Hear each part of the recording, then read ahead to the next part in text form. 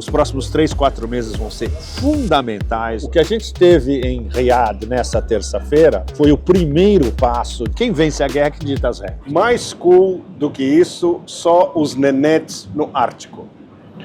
Bom dia. Sim, é dia.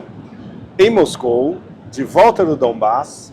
E hoje vocês vão navegar o rio Moscou nesse espetacular metrô aquático, o mais chique do planeta. Bom, para celebrar o que aconteceu nos últimos dias, que foi extraordinário, junto com a minha viagem ao Donbass. A minha viagem ao Donbass estava intimamente ligada à discussão na conferência de Munique. Se eu estivesse no Otanistão, eu teria ido a Munique. Como eu estou na Rússia, eu fui ao centro de todas as discussões, que é a guerra na Ucrânia. Eu voltei ao Donbass pela terceira vez em um ano. E quando eu voltei para cá, foi um dia antes do encontro crucial em Riad das delegações russa e americana. Moscou passou o dia, na terça-feira, paralisado, todo mundo acompanhando de longe, evidentemente, 4 horas e meia de discussões, e, evidentemente, o resultado final, ou a elaboração final, vindo do Departamento de Estado americano e do Ministério das Relações Exteriores russo. Bom, como começar? É pena, porque a gente deveria ter um Pepe Café o dia inteiro navegando no rio para falar de todas essas... tudo isso está entrecruzado. Bom, começando com Donbass. Foi um acaso, mas eu voltei ao Donbass dessa vez praticamente um ano após a liberação de Avdiivka. Avdiivka era basicamente uma fortaleza montada pelos ucranianos para bombardear Donetsk e tudo em volta de Donetsk durante muito tempo. E ela foi conquistada finalmente há um ano atrás.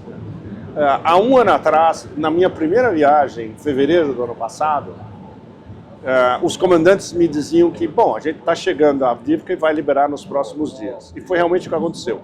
Eu voltei em março, um mês depois, e um pequeno nosso grupo, com escolta militar ultra barra pesada, com drones FPV o tempo todo, os detetores de drones em vermelho o tempo todo, ainda era uma zona de guerra extremamente perigosa, e nosso pequeno grupo foi o primeiro a visitar Avdiivka depois da liberação. E é um cenário de apocalipse total, de destruição urbana total. Ainda é. Vocês podem ver algumas das fotos que eu coloquei no meu canal do Telegram, e essas fotos ilustram ainda a destruição de Avdiivka, e ao mesmo tempo algo extraordinário você vê em menos de na verdade em um ano. Os pequenos sinais de reconstrução, onde blocos de apartamentos completamente destruídos, alguns deles já estão sendo renovados. Foi onde eu visitei 2 senhoras nos seus anos 60 que me contaram histórias extraordinárias, não só de sobreviver em porões, praticamente como reféns dos ucranianos durante meses, sem nada, sem eletricidade, sem água, com um pequeno gerador e dependendo de ajudas dos soldados e de ONGs russas que conseguiam chegar a Avdiivka. A Avdiivka estava não totalmente controlada pelos ucranianos, havia alguns, digamos, pequenos espaços onde era possível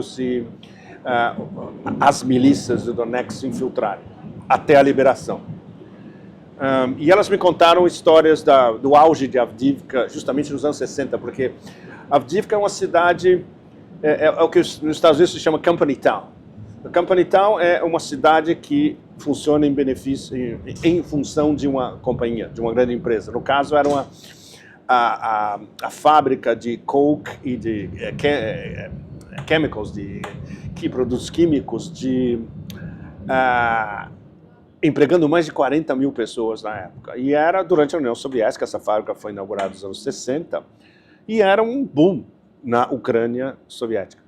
E era um boom, era uma cidade de trabalhadores, uma cidade de classe operária, mas uma classe operária bem estabelecida, trabalhando numa gigantesca fábrica muito bem estabelecida também.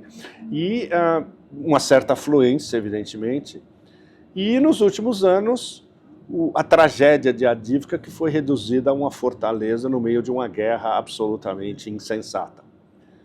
Eu passei por Lugansk, que agora está em um boom econômico, se pode dizer. Você vê carros chineses novos na rua, novos negócios, reconstrução rapidíssima. Donetsk, a mesma coisa. Donetsk com vida noturna. Eu fui a um bar underground com rappers locais lendo as suas letras nos smartphones. Sensacional. Funk, super funk. E, claro, os comandantes explicando o que está acontecendo no front, como o front foi avançando durante todos esses últimos meses, como o front agora está mais ou menos 50 quilômetros a oeste de Donetsk. Para vocês terem uma ideia, o ano passado, o front estava a 4 quilômetros de Donetsk. Uma das reuniões que a gente teve com alguns dos comandantes, num lugar secreto, onde a gente chegou em silêncio, com os SUVs de farol apagado, tudo, telefone desligado, etc., a gente estava a 2 quilômetros do front, literalmente. Então, há progressos, eles não têm nenhuma ilusão. Nós conversamos muito sobre o que iria acontecer. Isso foi entre sábado e domingo, entre o que iria acontecer na terça em Riad, o encontro de Lavrov com Marco Rubio, especialmente, as delegações Putin e Trump. Eles não têm nenhuma ilusão e eles passaram algumas informações secretas, inclusive, mas de outras partes do front, onde isso a gente não pode revelar, pelo menos por enquanto. Eles estão confiantes que diversos pontos do front vão ter movimentos significativos nas próximas semanas e nos próximos meses. Então eles sabem, com experiência de guerra, esses comandantes têm uma experiência de guerra que ninguém no Ocidente tem. E da guerra hipermoderna e a guerra demente, onde tem desde a artilharia, como se fosse no começo do século XX, até os drones mais refinados. E eles falam, olha, essa guerra vai ser definida no campo de batalha. E a gente sabe exatamente como ela vai ser definida. Alguns, mais ou menos, céticos de que a ordem vindo daqui de Moscou, para um ataque devastador final, não veio. Eles acham que essa ordem já deveria ter vindo. Mas esse é um assunto extremamente delicado, envolvendo o Ministério da Defesa, e isso em Moscou é discutido com muito cuidado, porque há opiniões e há modos de ação diversos de diversas facções. Mas a decisão final é, evidentemente, do presidente Putin. Assim como, passando para terça-feira em Riad, a delegação russa, tanto Lavrov quanto o Ushakov, assessor presidencial muito próximo do presidente Putin, disseram, bom, o presidente Putin é que vai designar qual será o principal negociador russo para negociar com os americanos um possível desfecho da guerra da Ucrânia. Não há ilusões, porque vai ser um processo extremamente complicado. O Deep State americano vai colocar uma pressão imensa em cima de Trump para que não haja concessões americanas. Afinal, essa é uma guerra americano-europeia, essa é uma guerra do Otanistão inteiro, onde o principal acionista, os Estados Unidos, mas os europeus têm o que a gente chama skin in the game, tem a pele no jogo tão fundo, praticamente tão fundo quanto os americanos.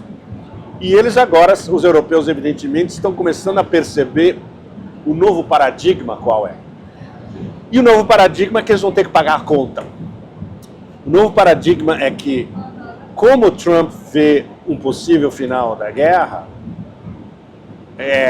se livrar desse regime nazi em Kiev, ou seja, aquela coisa, aquele ator medíocre está com seus dias contados.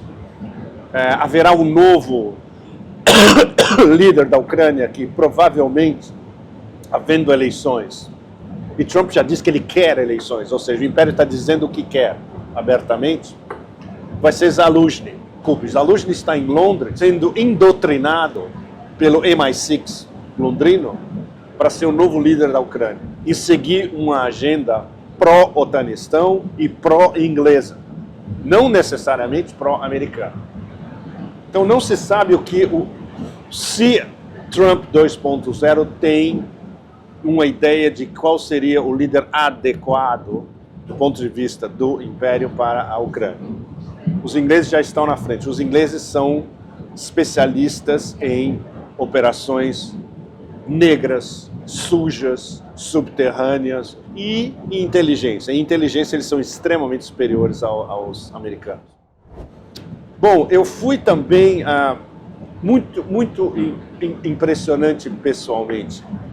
Pela primeira vez, porque Ugledar, a cidade foi liberada há apenas 4 meses. Então, pela primeira vez eu pude ir ao ex-front de guerra em Ugledar, em torno de Ugledar, e na estrada que vai até Ugledar, onde com os comandantes a gente pode ter conversas excelentes, eles explicando detalhes do front. Pra vocês terem uma ideia, à esquerda da estrada, sob neve, são as trincheiras da guerra, que eram as trincheiras das milícias de Donetsk e dos russos, hoje cobertas de neve e não são mais usadas, evidentemente. À direita da estrada, minas ainda não explodidas. Um campo de minas, colocado pelos ucranianos, evidentemente, que vai demorar um tempo enorme, gigantesco, para esse processo de desminar essa área inteira. E antes de chegar em Ugledar, tem um vilarejo, na verdade, Nikolskoye. Em Nikolskoye existe um monastério, um complexo de 2 monastérios, um para homens, outro para mulheres, extraordinário, com uma igreja e conventos em volta, que vivia sendo bombardeado pelos ucranianos o tempo todo. Eles me mostraram um convento feminino perto da igreja, ao lado da igreja, que foi bombardeado por 5 HIMARS lançados pela Ucrânia em sequência. E várias freiras morreram nesse ataque. O que é uma ilustração gráfica de que a tática principal, na verdade, do exército ucraniano é terror. É um regime totalmente terrorista. E como esse ataque a um convento de freiras, há inúmeros outros ataques a instalações civis e religiosas, não só no Donbass, mas também em Kursk, ocupada parcialmente pelos ucranianos, e ataques a alvos civis, inclusive aqui a Moscou, quando eles atacaram Moscow City, aqui atrás de onde saiu o nosso autobus aquático. Fazer essa viagem simultaneamente ao Império chegando na conferência de Munique, basicamente dizendo para os europeus, as regras do jogo mudaram, agora é do nosso jeito e vocês são secundários. Vocês não apitam mais absolutamente nada. Nós definimos tudo. E, no final, o que aconteceu nessa terça-feira em Riad, que foi pelo menos o primeiro passo de um longo processo extremamente complexo, onde vai ser discutido em detalhes o que pode ser um final da guerra da Ucrânia. As possibilidades estão todas no ar. Ninguém ousa dizer até onde vai chegar.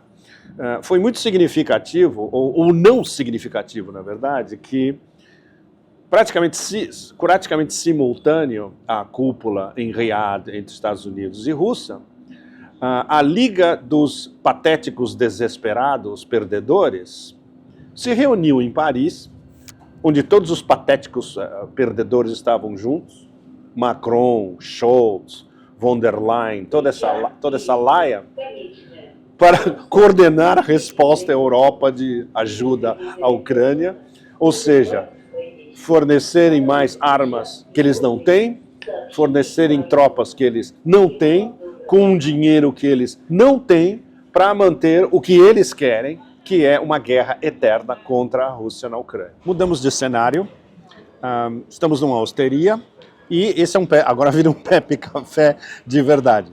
A gente passou do bus aquático para uma hosteria com café. Bom,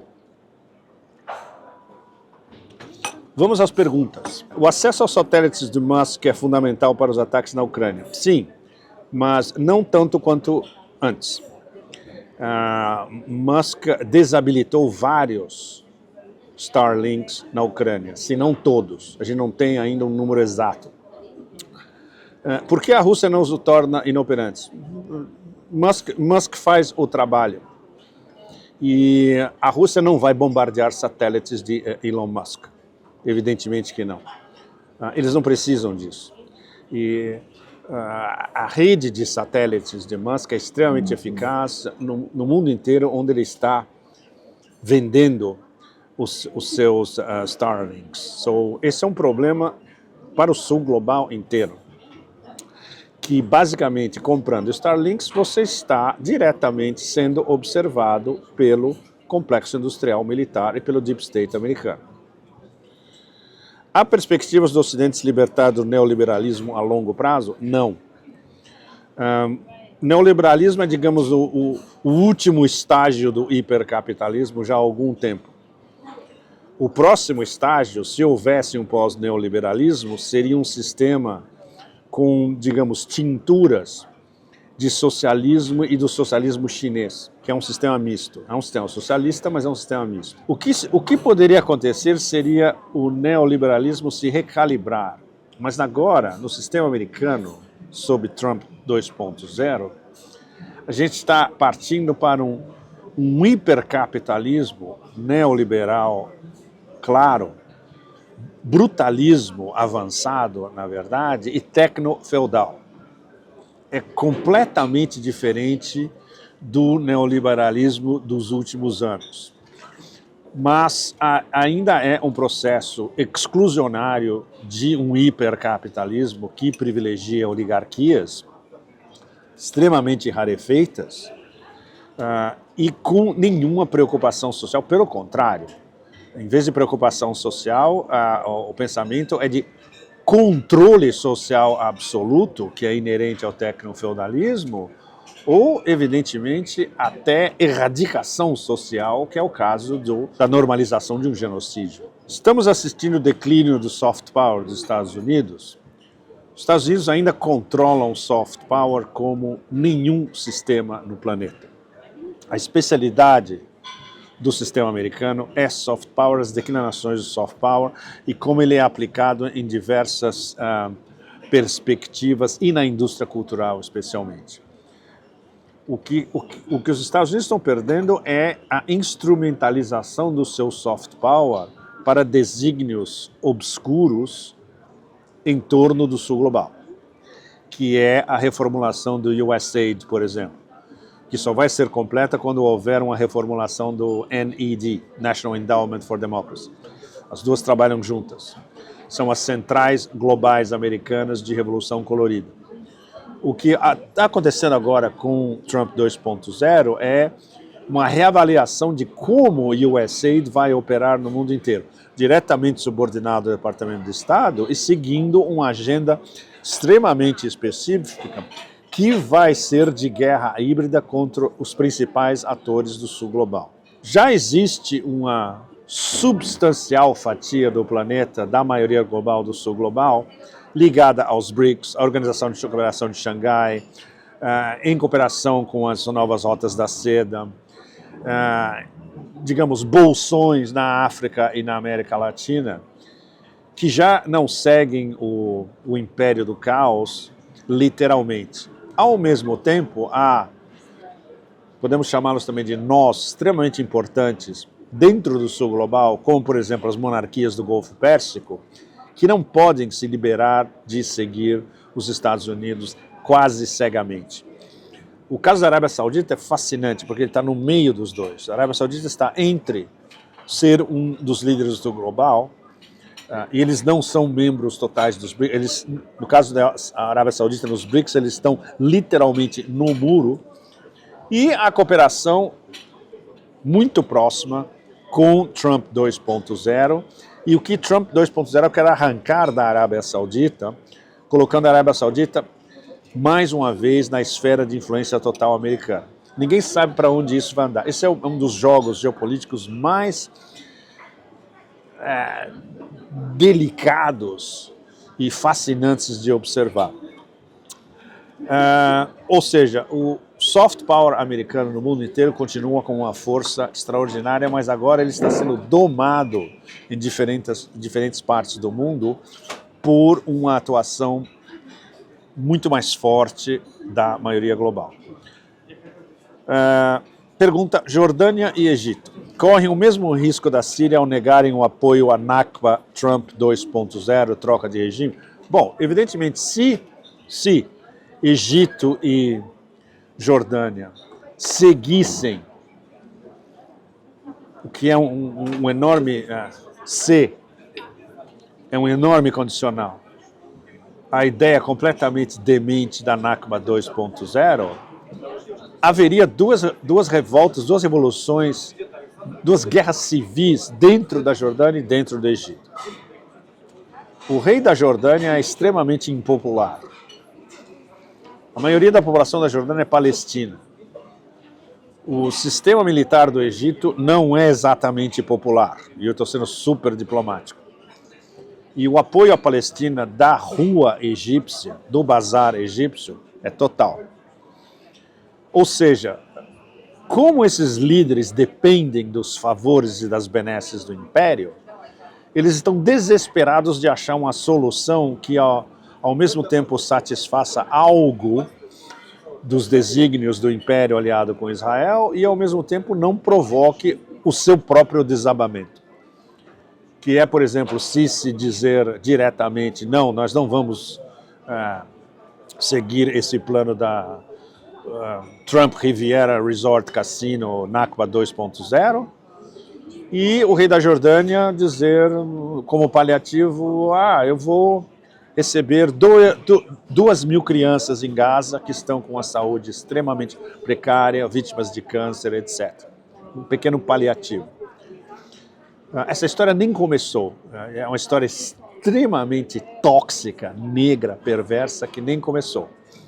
Mas Egito e Jordânia serão forçados por Trump nesse processo de limpeza étnica da Palestina, que é basicamente a agenda de Tel Aviv.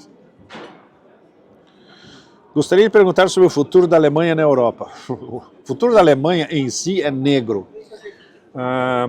Que pena que Hegel não está aqui para nos entreter, né? Com uma conversa de filosofia da história, por exemplo. Fábricas estão demitindo ou fechando, sem dúvida. As fábricas alemãs podem se delocalizar ou para os Estados Unidos ou para a Ásia. Estão desesperadas para voltar para cá, para Moscou. Na semana passada eu estava discutindo isso com o pessoal do BRICS Business Council. As fábricas automotivas alemãs estão praticamente pedindo de joelhos ao governo russo para voltar e tentar recuperar a fatia de mercado que eles perderam, talvez irreversivelmente, para os chineses. Até em Donetsk e em Lugansk, a maioria absoluta dos carros na rua são chineses, e muitos deles novos carros chineses. Os carros europeus estão simplesmente desaparecendo. O país está em queda livre, não, ainda mais. E dependendo das eleições alemãs, onde há a possibilidade de BlackRock Merz ser o novo chanceler, uau! Isso daí, apenas Schopenhauer seria capaz de explicar o buraco negro em frente da Alemanha em relação a isso. A única solução para a Alemanha é o que os melhores críticos alemães, progressistas e, evidentemente, marginalizados pela mídia alemã, eles colocam como uma reaproximação geopolítica e geoeconômica com a Rússia, uma revitalização da indústria alemã por causa dessa reaproximação, que é voltar a ter uma energia barata, a preços extremamente razoáveis, e aí a Alemanha pode recuperar o seu papel de líder da Europa e, evidentemente, forjar mais tarde um certo caminho de independência americana em relação ao Império do Caos. Quem cairá mais rápido, os Estados Unidos ou a União Europeia? A União Europeia. E a União Europeia junto com a OTAN. A queda no abismo é desse casal entrelaçado num abraço literalmente letal, União Europeia e OTAN. É algo que pode acontecer nos próximos de 1 a 2 anos ou até o final da década. São as duas melhores possibilidades. Não vai ser um processo que vai demorar muito tempo, na verdade. Mais do que, digamos, 5 anos na nossa frente. Porque as fissuras internas já são enormes. E não é, por exemplo, uma cúpula da Liga dos patéticos desesperados, ou proclamações da OTAN, ou o novo chefe da OTAN, Tutti Frutti, holandês, Mark Rutte, que vão mudar isso. Nada. Você pode explicar sobre a base americana em Kosovo que é para lavagem de dinheiro e drogas? Claro. Camp Bond Steel. Evidentemente, se vocês forem fazer uma pesquisa nos motores de pesquisa americanos, ninguém vai contar para vocês o que é Camp Bond Steel. É a maior base americana na Europa e talvez ainda a maior base americana fora dos Estados Unidos, ou a segunda maior, montada diretamente com a colaboração dos gangsters traficantes de drogas no Kosovo, para ser a placa giratória de especialmente ópio vindo do Afeganistão, processado e depois passando pelo Kosovo e depois distribuído pelas máfias do Kosovo e outras dos Balcãs, pela Europa e por boa parte do mundo. E é também uma base fundamental de ataques do Império contra inimigos, seja de onde for, da África a todo o oeste da Ásia incluído. É uma base extremamente importante, extremamente bem localizada, central, e uma das razões principais da guerra, fundamentalmente, que legitimou, entre aspas, para o Império, pelo menos, o Kosovo, que é algo que nunca o Império vai reconhecer tacitamente. Existe algo ou alguém que Israel teme? Sim, que os Estados Unidos os abandonem. O que não vai acontecer, porque o lobby israelense controla totalmente a maneira como Washington funciona. E não é só Senado e Congresso, não é só Capitol Hill, o centrinho parlamentar. É a academia, os think tanks, a mídia, a maioria absoluta do Deep State, o que o nosso amigo Ray McGovern chama de MISIMAT, o complexo industrial, militar, inteligência, congresso, mídia, academia, think tanks. O lobby de Israel controla mais de 90% de toda essa matrix. Então é muito difícil. Se um dia houvesse algo como JFK estava tentando fazer antes de ser assassinado em 63, que é um clash frontal com Israel, porque ele viu que Israel era uma ameaça aos interesses nacionais dos Estados Unidos, haveria uma possibilidade de que Israel não fosse tão potente nos Estados Unidos e perdesse o apoio americano. Até isso acontecer, cuja possibilidade é mais remota do que um meteorito caindo na Terra, embora está vindo um meteorito na Terra na próxima década, mas vai demorar. Israel vai continuar sendo praticamente invencível. E o único jeito de destruir Israel, destruir o projeto zionista, na verdade, é militar. Ou seja, seria uma guerra total contra Israel, onde Israel perdesse. A perspectiva de isso acontecer ainda é muito longe. A estratégia do eixo da resistência é bem diferente. É morte por 1000 facadas. E a gente ainda está no começo da morte do 1000 facadas. Até agora, das 1000 facadas, a gente deve ter tido 10, 20. Até chegar a 1000, muito tempo. Será que os Estados Unidos e Rússia conseguem encontrar uma solução e acabar com a guerra? Bom, o que a gente teve em Riad nessa terça-feira foi o primeiro passo de uma... O caminho não é nem pedregoso, é um caminho, digamos, é um caminho de neve no alto inverno no Círculo Polar Ártico, onde você consegue só passar com um quebra-gelo nuclear, como os russos têm e ninguém mais tem. Essa é a dificuldade. Começou, pelo menos. A gente não sabe o que vai acontecer nos próximos meses. Os próximos 3, 4 meses vão ser fundamentais em como as relações americano-russas vão ser mais ou menos normalizadas, e dentro desse processo de normalização vai haver a discussão frontal dos negociadores que ainda vão ser apontados por Putin e Trump para resolver a Ucrânia. Aqui em Moscou não há nenhuma ilusão em relação a uma solução, porque tudo que vazou até agora, de planos, subplanos, criptoplanos ou possíveis planos, não atende os interesses nacionais da Rússia. E a Rússia está em vantagem, a Rússia detém as cartas, e a Rússia é que vai diretamente dizer a Trump e aos seus negociadores: é isso que vai ter que acontecer, porque nós estamos vencendo essa guerra. Quem vence a guerra é que dita as regras. A mudança de paradigma de Trump agrava ainda mais o esvaziamento da ONU. Bom, a ONU já estava esvaziada. A ONU é uma carcaça. A ONU, especialmente nos últimos 4 anos da administração cadáver genocida na Casa Branca, foi completamente esvaziada. A ONU é incapaz de denunciar um genocídio e fazer alguma coisa prática para acabar com o genocídio na frente de todo mundo. Então a ONU já está morta.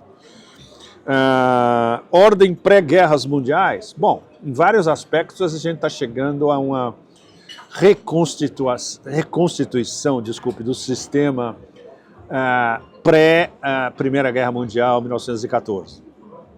É bem possível. Na verdade, é um outro sistema que eu estou chamando de novo como o novo grande jogo. Nós pensávamos que o novo grande jogo estava sendo começando há um pouco mais de 10 anos atrás, quando os chineses lançaram as novas rotas da seda. E era o novo grande jogo, Estados Unidos, China e, num papel menor, Rússia. Não. Hoje, o novo grande jogo é no mesmo nível das 3 grandes potências, Estados Unidos, Rússia e China.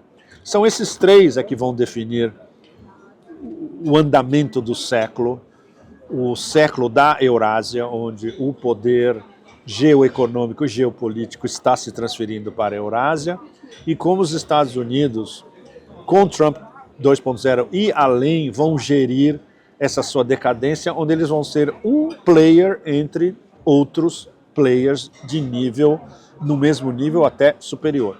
Mas os 3 principais players são esses: Estados Unidos, Rússia e China. A Europa fica no cercadinho, jogando no cercadinho de areia dos bebês.